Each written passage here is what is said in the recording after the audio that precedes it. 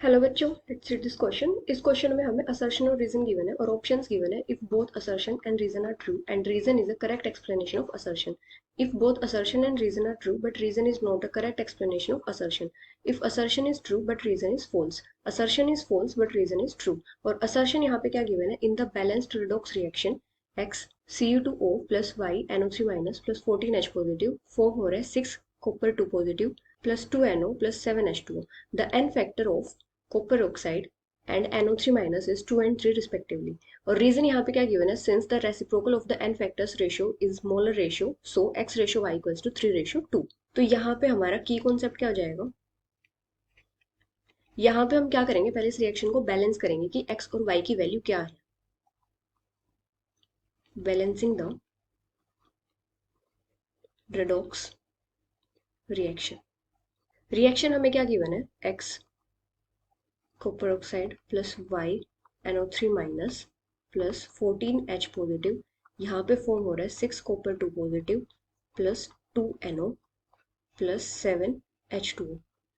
अभी हमें x और y की वैल्यू फाइंड आउट करनी है। अगर हम x की वैल्यू फाइंड आउट करें तो राइट साइड में कितने कॉपर आयंस है? 6 कॉपर आयंस है और लेफ्ट साइड में 2 है, तो x की वैल्यू क्या हो जाएगी? यहाँ पे हमें बैलेंस आउट करना है, तो कितनी हो जाएगी? 3 इंटू 2, यहाँ पे भी क्या हो जाएंगे? 6 कॉपर आइटम्स हो जाएंगे और इधर भी 6, तो x की वैल्यू कितनी हो जाएगी यहाँ पे? 3। अभी अगर हम फाइंड आउट करें y की वैल्यू, तो y की वैल्यू कैसे फाइंड आउट करेंगे? हमारे पास राइट साइड में नाइट्रोजन आइटम्स हैं 2, तो हमारे पास लेफ्ट साइड में भी नाइट्रोजन आइटम्स 2 ही होने चाहिए, तो y की वैल्यू कितनी हो जाएगी? 2 हो जाएगी। तो इसी टाइप से हमारे ऑक्सीजन आइटम्स भी बैलेंस आउट हो जाएंगे। तो x की वैल्यू हो जाएगी 3, y की हो जाएगी 2। अभी हमें क्या करना है? n फैक्टर फाइंड आउट करना है कॉपर के लिए और नाइट्रोजन के लिए। तो पहले हम कॉपर के लिए फाइंड आउट करेंगे। Cu2O है और इससे फॉर्म हो रहा है कॉपर 2 पॉजिटिव।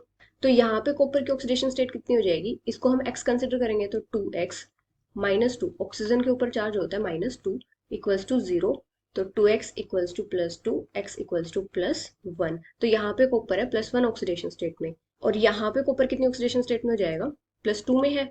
तो यहाँ पे कितना इलेक्ट्रॉन का चेंज आ रहा है वो हम कैसे देखेंगे? यहाँ पे 2 कॉपर एटम्स है, तो कितना हो जाएगा? 2 इंटू +1, ये हो जाएगा +2। और यहाँ पे भी फिर 2 कॉपर एटम्स होने चाहिए, तो यहाँ पे कितना हो जाएगा? +4 हो जाएगा। +2 से +4 जा रहा है, तो n फैक्टर कितना हो जाएगा? यहाँ पे कितने इलेक्ट्रॉन का चेंज हुआ है? 2 इलेक्ट्रॉन का चेंज हुआ है, तो n फैक्टर हो जाएगा यहाँ पे 2।